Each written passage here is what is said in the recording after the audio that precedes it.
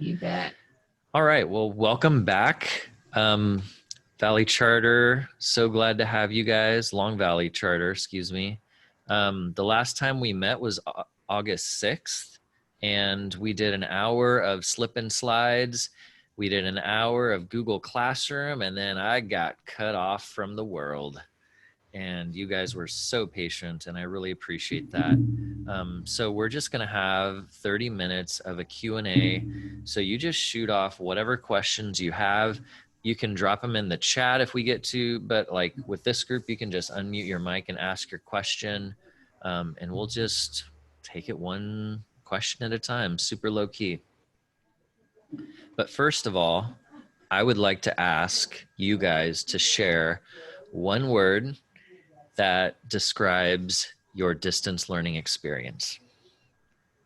And this is recorded, so, choose your one word wisely. Oh, we have something in the chat here. Christian, frantic. Sherry, frantic. Annie, exhausting. Oh, is it catastrophe? Frenetic. Oh, frenetic. You have to enlighten us, Christian, on the definition of that. I do not have my dictionary open. No, I did frantic. Miss Morgan did frenetic. Oh. We should hit her up. Sherry. Yeah, that's just a crazy frantic. Okay. And then we have chaotic. Yep, that's about right. You are correct. You all get an A on that. So, I mean, if there's a question, I would like to hear it, and you interrupt me anytime, but I would really, really like to hear an EduWin, #EduWin, that you've experienced with distance learning, because I am so versed on the fails that I'm like, whatever. So, Hans, what was your word? Oh, my word? Apocalypse. We're burning down. It's raining ash. It's apocalyptic. That's my word. It is raining ash here too, literally. Murder hornets, crazy temperatures, whatever. Oh, we have a question. Yes.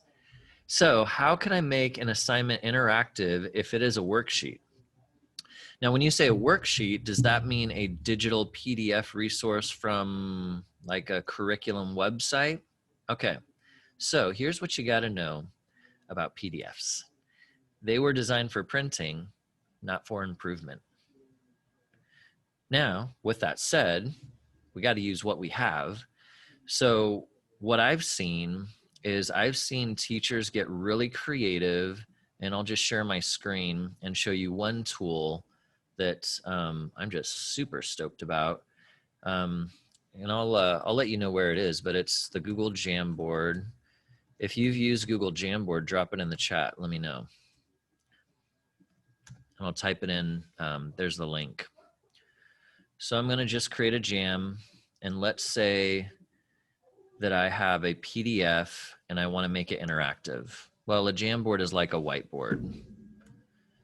So I can take a picture of a PDF. So I can go into my downloads. I can find some type of content, and let's find something that looks like a worksheet. So this is a really, okay, this fluency test. So pretend like this is a worksheet. I can take a screenshot of this, and then in my Jamboard, I can add that image. I'm going to upload it, grab it from my desktop. That's it. And so now this is something that's in a space that was designed for collaboration. So my students could either work independently on this. I could make a copy for each student of one Jamboard, or I could have multiple jams. I can duplicate this multiple times for one for each of my students. And I'm just going to duplicate that for all of my small group. And then from here, I can have them interact or whatever. They can add text and type their name.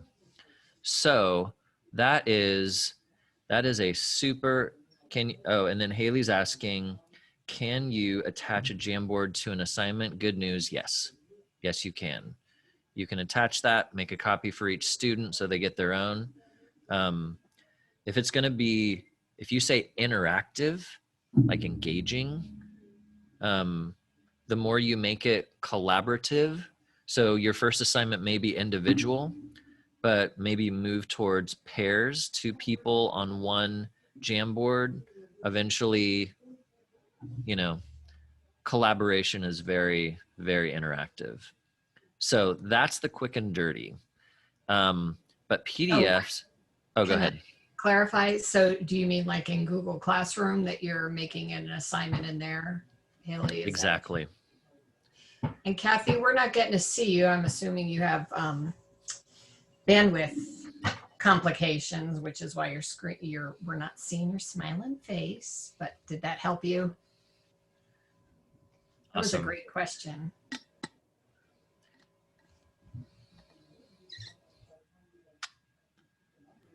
I liked it. I liked it a lot. Awesome. Thanks, Christian. So yeah, that's the really easy response. I've also seen upper teachers use a tool called Kami.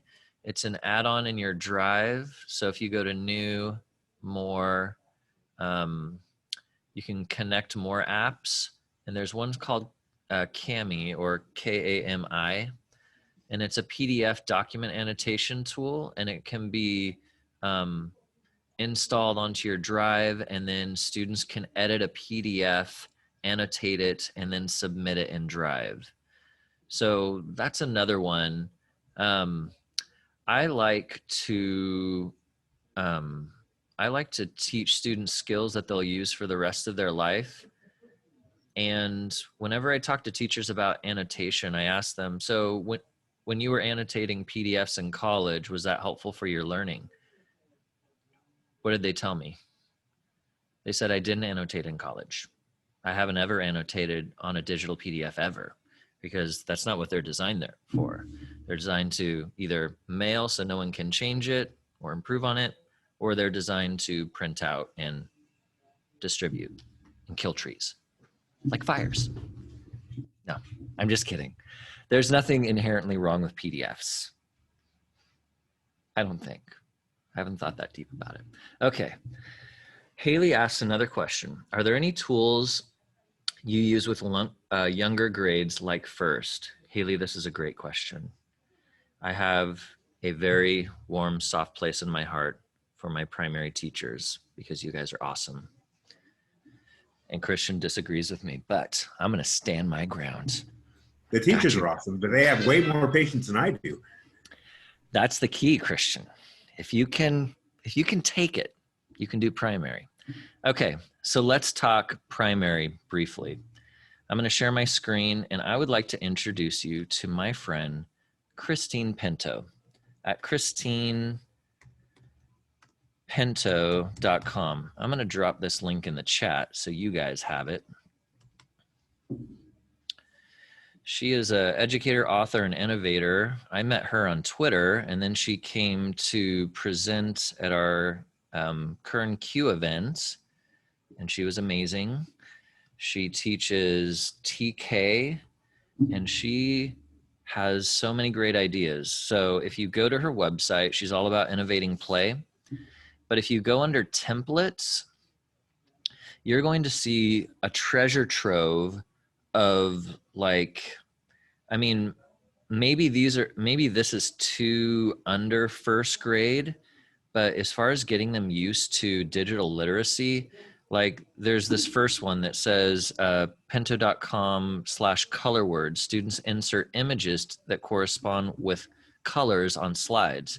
And it's going to prompt you to make a copy. So you own that copy. It's in your Drive. You can distribute that on Google Classroom.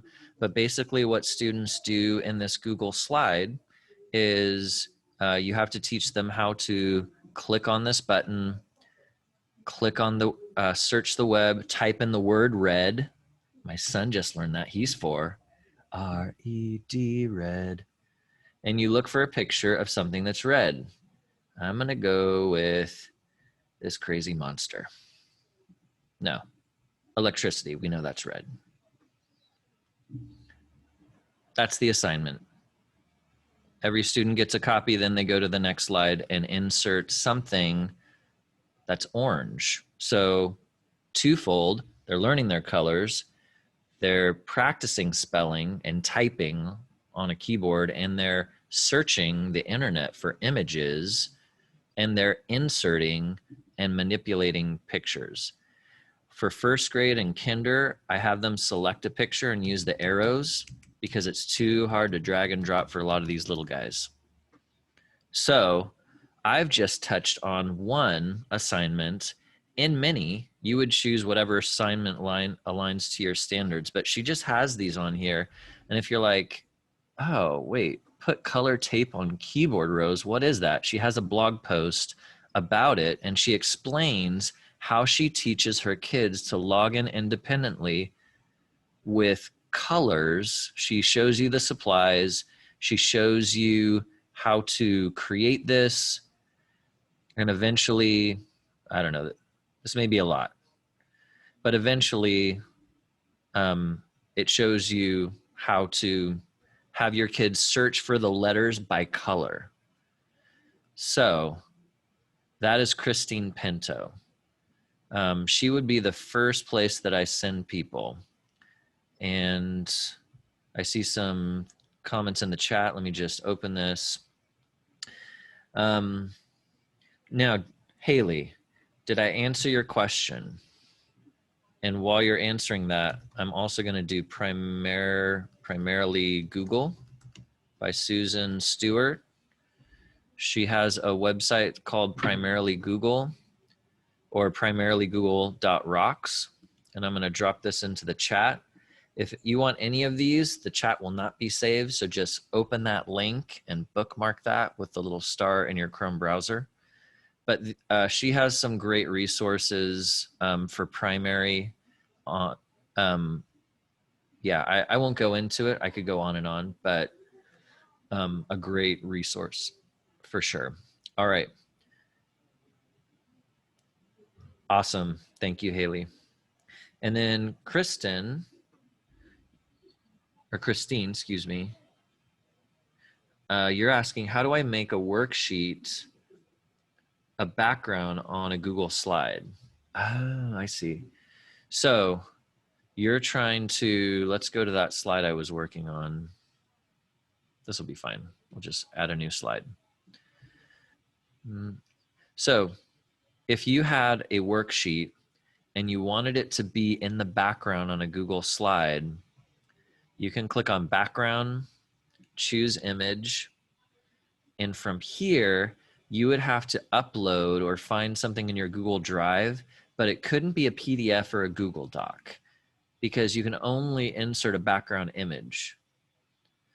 So in order to do that, you would have to pull up a PDF like the one I was looking at.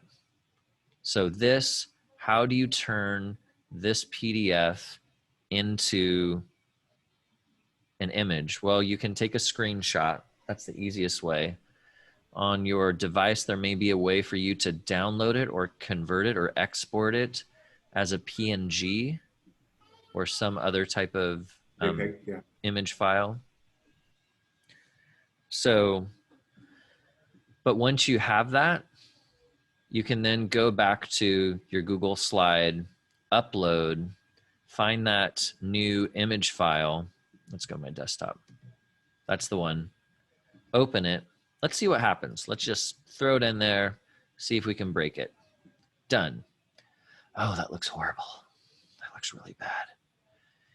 Now, if you do this approach, in order for it to fill up the background rectangle, you would have to have a PDF that is a rectangle landscape style, which, you know, who does that? What kind of PDF would do that?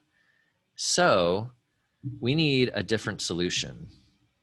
And when we were slipping in slides, we were just doing the basics. This is advanced. So if you are feeling overwhelmed, just plug your ears and hum me out.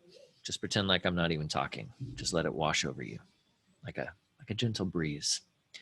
But advanced teachers, to insert something in the background that's in proportion to that object that is immovable by students because you want them to write on it or whatever, or fill in text boxes, what you're going to do is you're going to edit master slides. So you would go to slide, go down to edit master slide, and notice how Christine Pinto has already edited her master slides. So that means her layouts only include this set of master slides. And this is movable on the masters, but it's not movable when the students are looking at the document. Like, they can't delete this. So I'm going to add in a new slide. Where did you go? You're right here in the middle. And here I'm going to delete this. And then I'm going to insert an image, upload from my computer. That same, reminds me of a word search, but it's really Fluency. I'm going to open that, and then I'm going to place that into the doc. Now, if I wanted to, I could also insert a title placeholder or a subtitle. I'm going to do a title placeholder, and I'm going to put it right here. And this is going to put a text box, and you can make it as big or small or whatever, change the font size. This is going to put a text box in that space on the slide. Let me show you what this looks like. I'm going to X out of this editor.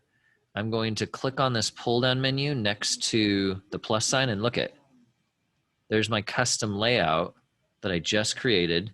I put it in. The kids can't move that. They can't delete it. It's like it's set in stone. But look at, here's this text box where they can add their name or some response of some sort. So, Christine, did that answer your question? That's a lot.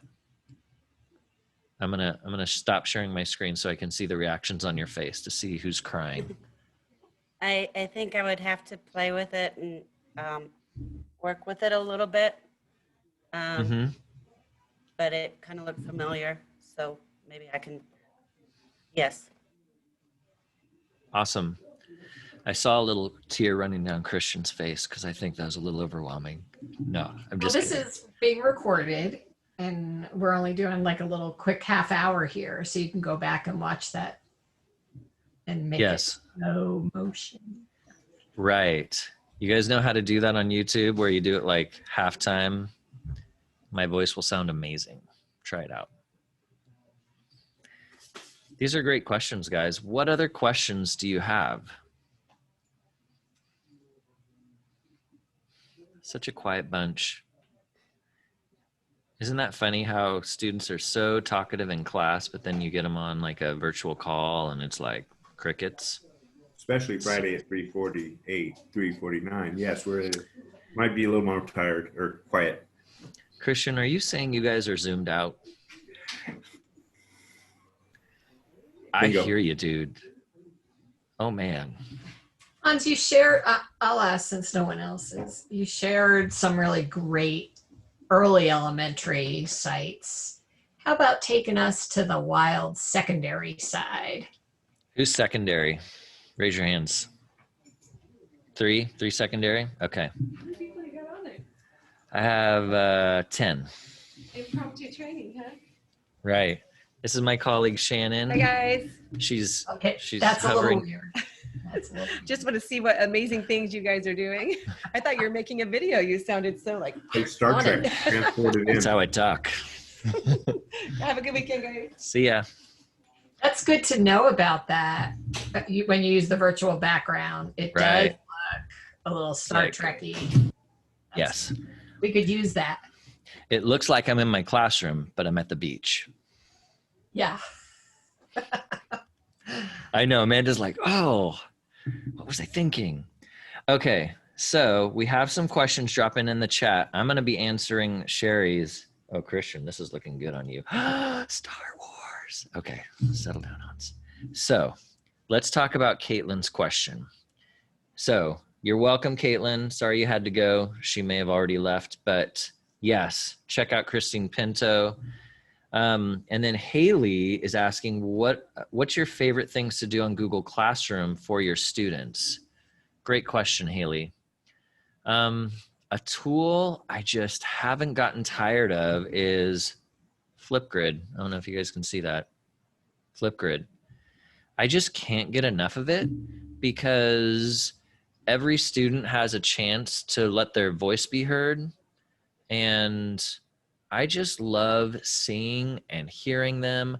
I was watching a first grade talent show earlier this week on a Flipgrid that a teacher shared with me. And I was watching kids do little dances for their classmates and their teacher.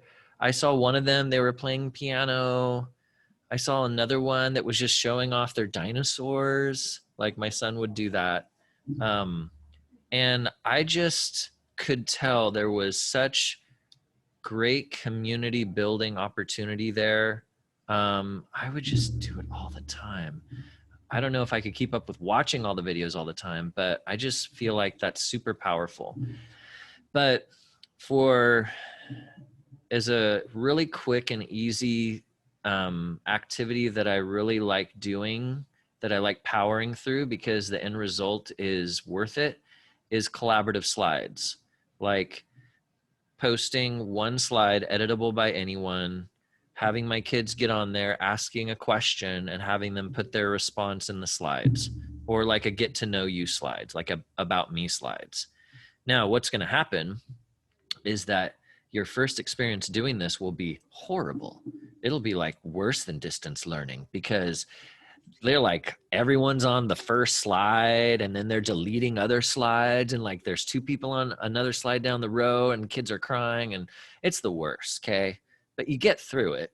And then you have a discussion about digital citizenship and respect and how can we respect our partner's work when they work so hard on their slide. And then you do it again the next day. And then it's not as bad, but it's still horrible. And then you do it the third day and the fourth day. And then the time when a student deletes all of the slides and everyone's work is gone, then you teach them about Control Z undo. All right, whoever did that, not a big deal. Control Z undo. 3, 2, 1, Control Z undo. So you teach that along the way. And then, if there's still a student that is, on day 6 that's still deleting slides, then you have a discussion about, how does it, raise your hands if your slide was deleted. How did that make you feel? What can we do to protect other people's slides to make sure they don't get deleted? And then if that student keeps on doing it, then you just block them from that slides. Or just let them watch.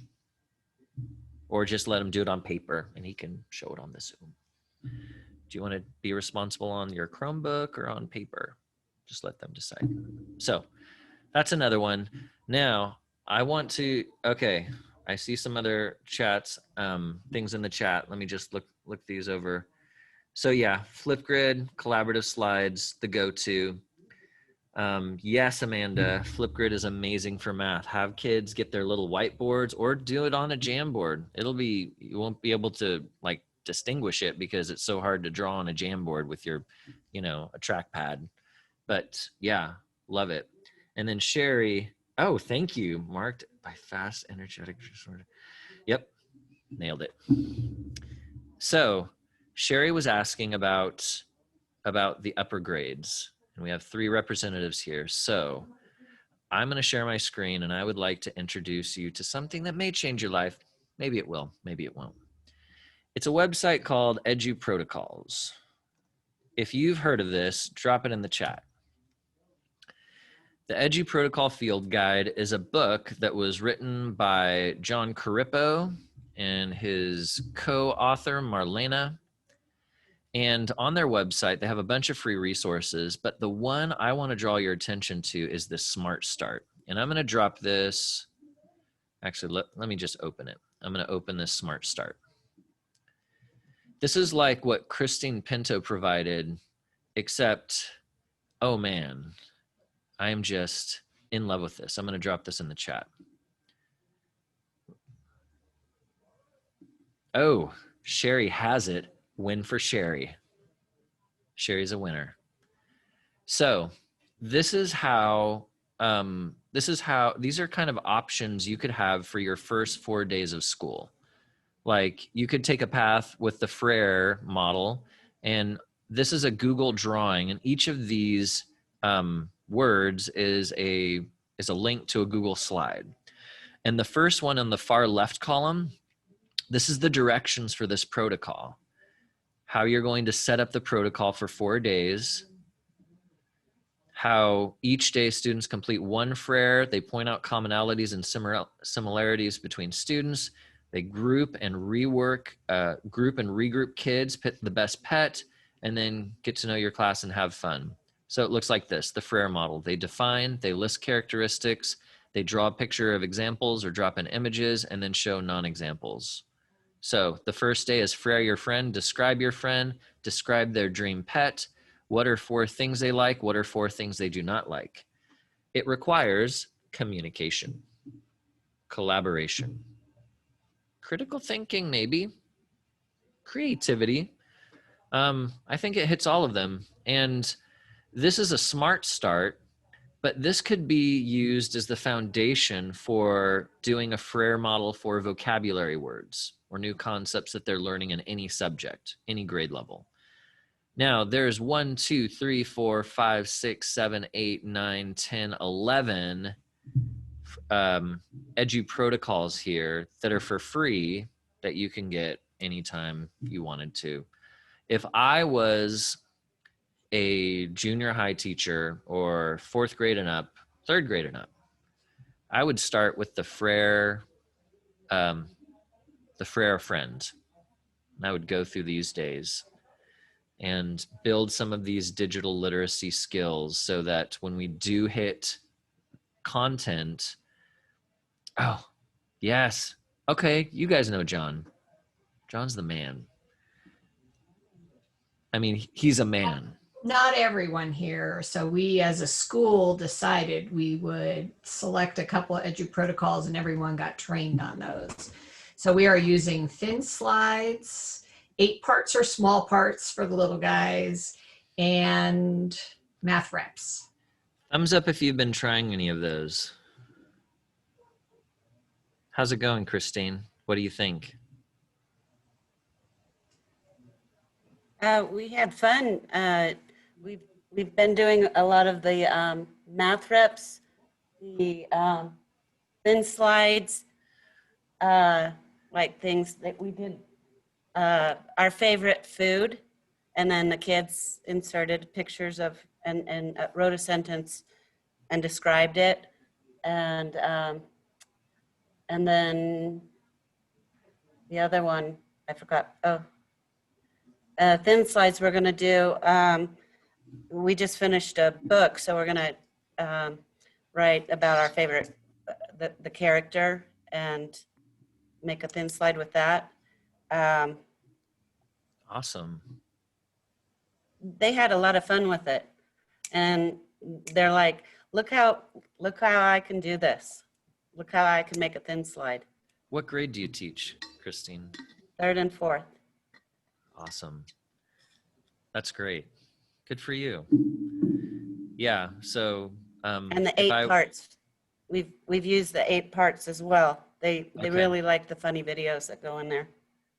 Excuse me. Yeah. Thank you for sharing. That's great. And another favorite of those edu protocols is the Fast and the Curious. That's a really easy. Have you tried that, Christian? No, I saw it and I was actually quite curious about it. The name got my head. Okay, I'm going to share this with you briefly. I know our time is up, but if you guys are looking for something that's super engaging and super like rapid succession impact, basically the way it works is they play quiz, you review the quiz, you play the quiz again. Day 2, the same quiz, play it, review it, play it. So in other words, your This is great for like whatever content area, like weekly vocabulary or math facts or scientific concepts. But I use quizzes, and the way it works is you run them through a quizzes on whatever content they're learning about. They get a super low score. You look at the lowest scoring question. You can sort those after the quiz is over. And then you'd give a quick 3-minute mini lesson on that and just say, oh, this is how you do this, guys. And then you have them take the quiz again and you watch their percentage just come up a little bit. Day 2, you take the same exact quiz, rapid fire, 5 to 7 minutes, 10 max. And then you review the lowest scoring question, quick mini lesson, re-quiz. Watch that percentage go up. By day 5, everyone's rocking 97%. Everyone in the class. Because they've done it 10 times. So day 5 on Friday, that's their quiz. That's their exam. Well, it sounds good because they won't get, even though it's the same thing, they're not going to get bored with it because it's quick. It's super fast. I like that. Fast and curious. John should Hans, I pay think me. this format was amazing. Me too. Yeah, I like it. yeah. It's kind of Ed Camp style based on whatever you guys need. This has been great, guys. Any last questions before we end our time? I know it's Friday. And Amanda's at the beach now, apparently. You made it to the beach, Amanda. We should all go My to happy the beach. place. I know. I heard a colleague of mine, his family is at the beach right now doing distance learning from the beach. So who knew that you could do distance learning from the beach? Oh, we have the same beach. We're at the same beach, Amanda. So, all right, guys. All right. Enough of this silliness. Thank you so much for coming. Great to see you. Oh, let's take a quick picture. Let's take a picture of this beautiful group of people. If you can turn your camera on, turn it on. If it's not a hair day for you, no worries. No judgment here. All right, here we go. Looking good, Christian. 1, 2, 3. Awesome. Thanks, guys. Have a good rest of your day. Enjoy your weekend. Thank you. Have a good weekend. Bye, Amanda. See ya. Really, Hans, thank you. I thought this was just right for a Friday afternoon. Good call. Yes. Love Yeah. the format. Yeah, thank you. I mean, I still owe you on time, Sherry. So if you want to Yeah. utilize me again, I mean, you still like, you missed an hour of my time the last time. I'm giving you additional 20 minutes. So that leaves you with another, what? How many minutes is that? I can't do math on Friday. So if you want to, if you want to utilize me, just let me know. I absolutely want to do that. So we'll just let a little space pass because of everyone's level. But I Yep. think that's perfect. You know, the EduPro, it was a surprise to me that so many people are not using them yet. Yeah, it's good for you to kind of get that feedback. Yeah, that was really good, and those were all our independent study teachers. So they've not found a way to weave that in. Classroom teachers are using it Right. Okay. because they're with Man. their kids every day. So that was interesting. So I got to give a little thought about how to help an independent study teacher. And most of those end up teaching a range of kids. So maybe they have 10th through 12th graders. Okay. And so Got there's probably a little challenge in their brains of how they can utilize some of those tools.